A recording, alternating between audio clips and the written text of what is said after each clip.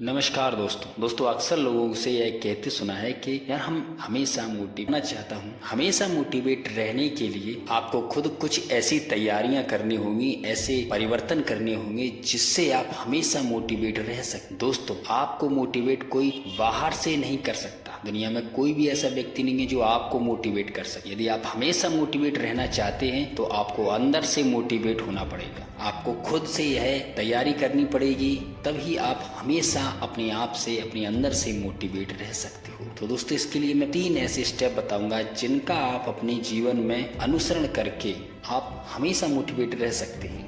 क्योंकि दोस्तों, जैसा कि मैंने कहा कि कोई व्यक्ति आपको मोटिवेट नहीं कर सकता, आप खुद अपने आप को मोटिवेट कर सकते हो।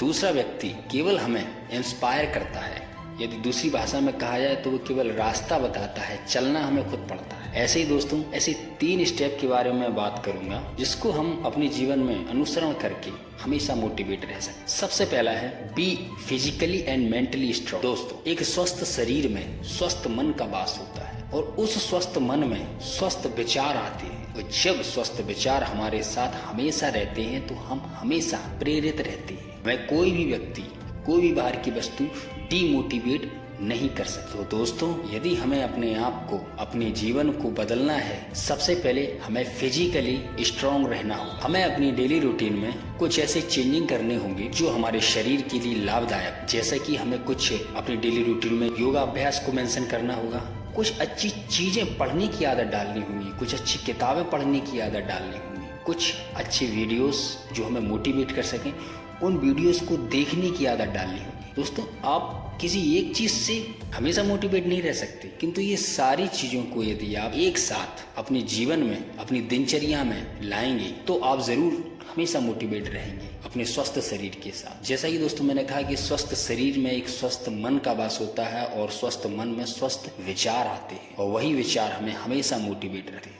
दोस्तों, भगवद गीता में भी कहा गया है कि आपका शरीर है वो बहुत ही सूक्ष्म है, बहुत ही छोटा है। यदि इसको कोई कंट्रोल करता है तो वो है आपकी इंद्रियां। जैसा चाहती हैं वैसे हमारे शरीर को ऑपरेट करती हैं, किंतु हमारी इंद्रियों को भी यदि कोई चीज कंट्रोल करती है वो होता है हमारा मन। जैसा हमारा मन होता है वैसी इंद्रियां इच्छा करती हैं और वैसा ही शरीर ऑपरेट होता है। अब यदि मन में गंदे विचार हों या गलत विचार हों तो आप सही काम कैसे करोगे? क्योंकि अगर शरीर तो इंद्रियों के वश में है और इंद्रियां मन के वश में है, ऐसी स्थिति में हमें एक स्वस्थ मन का निर्माण करना चाहिए और एक स्वस्थ मन एक स्वस्थ शरीर में रहता है। इसलिए हमें फिजिकली और मेंटली स्ट्रांग होना चाहिए, तभी हम अपने आप को हमेशा मोटिवेट करके रख सकते हैं। इसी के साथ है दूसरा, learn in your past life. अपने अतीत से कुछ सीखें। दोस्तों, दुनिया का कोई ऐसा टीचर नहीं है जो आपको शिक्षा दे सके आपकी अतीत से अच्छी। आपका पास्ट आपको बहुत कुछ सिखा देता है। जो समय आपने निकाल दिया, उस समय में कौन कौन सी घटनाएं घटी हैं आपके साथ और उन घटनाओं का कैसे आपने सामना किया, ये आपका एक्सपीरियंस आपको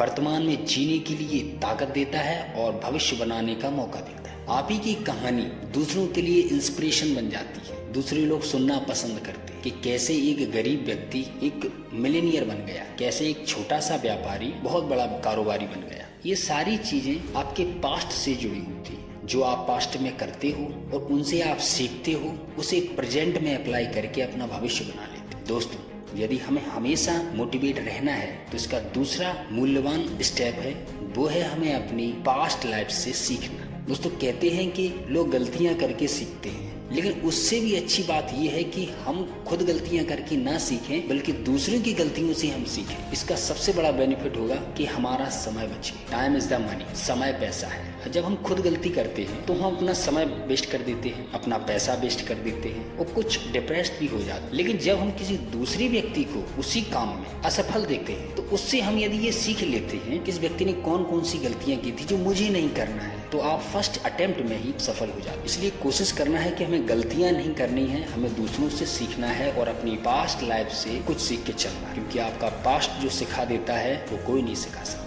आपकी जो पास्ट लाइफ एक पूरी जर्नी होती है वो आपको बहुत कुछ सिखा देती है, एक अच्छा मौका देती है आपको। इसलिए हमें अपनी पास्ट लाइफ से सीखना चाहिए। तीसरा है दोस्तों मनन, चिंतन, सेल्फ कन्वर्जन। क्या आपने कभी खुद को अकेले में रखे खुद से बात की है, खुद से सवाल जवाब किए हैं? अधिकांश लोगों के पास आंसर होगा कि नहीं, लेकिन दोस्तों एक बार आप पूरे 24 घंटे में से यदि 1 घंटा भी आप अपने लिए निकालते हो खुद को मोटिवेट करने के लिए, खुद से चिंतन करने के लिए, खुद से बातचीत करने के लिए। आप दुनिया से तो बातचीत कर रहे हो, लेकिन कभी अपने आप से भी बातचीत करके देखो, आपको सारी चीजों का जवाब मिल जाए जो आप दुनिया वालों से चाहते हो। यदि आप किसी व्यक्ति से कुछ चीज मांगो तो वो देगा नहीं, लेकिन एक बार आप खुद से मांग के देखो, वो चीज आपको जरूर मिल जाए। और ऐसा तब होगा जब हम अपने आप से चिंतन करेंगे, अपने आप में मनन करेंगे, खुद की बातों को, खुद अपने एक्सपीरियंस को खुद के साथ शेयर करेंगे। जब हम ऐसा करते हैं और कंटिन्यूसली ऐसा करते रहते हैं तो हमारे अंदर एक अलग तरह की ऊर्जा आ जाती है, और वो ऊर्जा हमें हमेशा मोटिवेट करने के लिए प्रेरित करती है। क्योंकि जब आप अपने आप से बात कर रहे थे तो इसमें कोई भी दूसरा व्यक्ति नहीं था, सुनने वाले भी आप थे और कहने वाले भी आप, सवाल भी आप ही के थे और जवाब भी आप ही के थे। ऐसी स्थिति में आपको जो सवाल किए उसके जवाब बिल्कुल सही मिलेंगे। कभी खुद से सवाल करके देखें।